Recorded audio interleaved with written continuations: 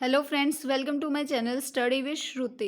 इस वीडियो में हम डिस्कस करेंगे बॉडी डिफेंस या फिर इम्यूनिटी के बारे में कि हमारी बॉडी है वो कैसे डिफेंस करती है, कैसे जो है हमारी इम्यूनिटी वर्क करती है। तो इम्यूनिटी होता क्या है? Resistance exerted by the host towards disease caused by micro organism. जो भी हमारी बॉडी जो है रेजिस्टेंस करती है, डिजीज से जो है लड़ती है, फाइट करती है, जो माइक्रो ऑर्गेनिजम्स के थ्रू हमारी बॉडी में कोज होती है, तो उसको हम कहते हैं इम्यूनिटी। इम्यूनिटी जो है वो 3 टाइप की होती है: इनेट इम्यूनिटी, एक्वायर्ड इम्यूनिटी और हर्ड इम्यूनिटी। इनेट इम्यूनिटी वो इम्यूनिटी होती है जो हमें बाय बर्थ मिलती है, जो हमारे बर्थ से ही हमारे साथ होती है। एक्वायर्ड इम्यूनिटी जो हमें बाद में मिलती है। और हर्ड इम्यूनिटी जो एक पूरी कम्युनिटी में कोई भी बीमारी फैल जाती है तो उसके लिए जो प्रोवाइड की जाती है वो होती है हर्ड इम्यूनिटी। जो इनेट होती है इसके 3 टाइप होते हैं: स्पीसीज, रेशियल और इंडिविजुअल। एक्वायर्ड 2 टाइप की होती है: एक्टिव और पैसिव, और वो फर्दर नेचुरल और आर्टिफिशियल में जो है डिवाइड होते हैं। तो जैसे कि हमने देखा कि जो इनेट इम्यूनिटी होती है वो बाय बर्थ हमारे साथ होती है। तो इसके पार्ट थे, तो सबसे पहले आता है स्पीसीज। स्पीसीज में क्या होता है कि रेजिस्टेंस होता है पैथोजन के लिए, जो एक स्पीसीज के सारे मेंबर्स शो करते हैं, तो उसको हम कहते हैं स्पीसीज। अब बात आती है रेशियल। इसमें क्या होता है कि जो अलग अलग रेशियल्स होते हैं उनको अलग अलग जो है वो रेजिस्टेंस प्रोवाइड करती है इन्फेक्शियस डिजीज के लिए। जैसे कि जो ब्लैक अमेरिकन होते हैं वो टीबी के लिए, और जो बर्ड कैटल्स ये लीस्ट कॉमन होते हैं ये सारे टीबी के लिए, ये जो चीज़ आती है वो। उसके बाद आता है इंडिविजुअल। इंडिविजुअल का क्या होता है? Differences in immunity existed by the different individual in a race.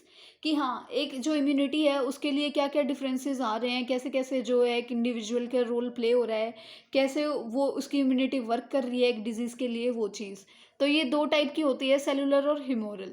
Cellular में टी लिम्फोसाइट्स आते हैं और ह्यूमोरल में बी लिम्फोसाइट्स। उसके बाद आता है मैकेनिज्म की बारी। सबसे पहले होता है एपिथेलियल सरफेस। एपिथेलियल सरफेस के हिसाब से होता है जो भी एंटी बैक्टीरियल सब्सटेंसेस हमारे ब्लड या टिश्यूज़ में प्रेजेंट होते हैं, जो जाते हैं, उनके अकॉर्डिंग भी जो है इनका मैकेनिज्म वर्क करता है। उसके बाद क्या होता है? माइक्रोबियल एंटागोनिज्म होता है कि हाँ, उनके जो है अगेंस्ट जो है कुछ वर्क होना शुरू हो जाता है। उसके बाद होता है cellular factors in innate immunity. जो हमारे सेल होते हैं वो उनका क्या फैक्टर होता है, जैसे कि मैक्रोफेजेस होते हैं, माइक्रोफेजेस होते हैं, नेचुरल किलर सेल्स होते हैं।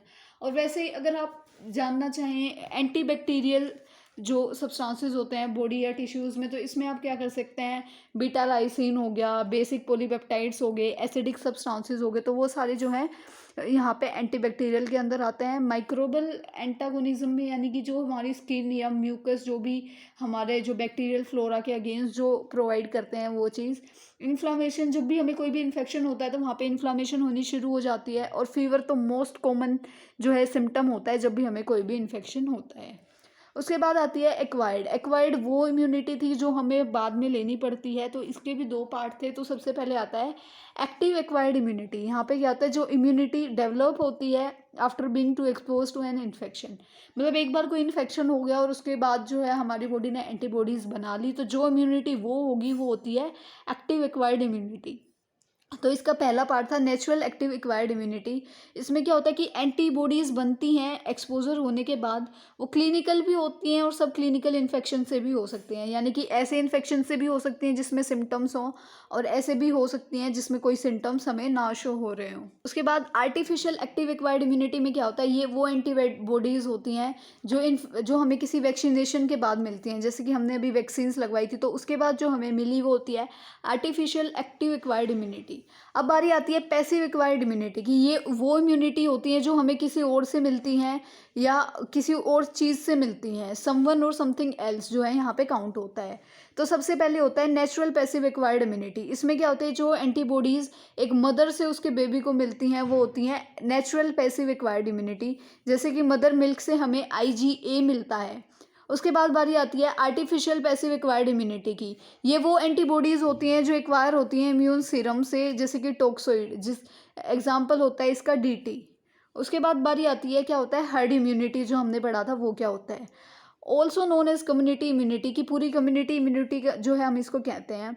occurs when a high percentage of people in a community is immune to a disease either through vaccination or prior illness preventing the spread of disease from person to person।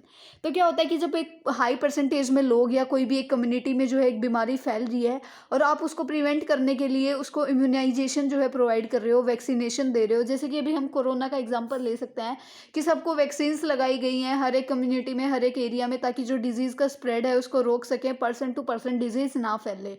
तो वो होती है herd immunity.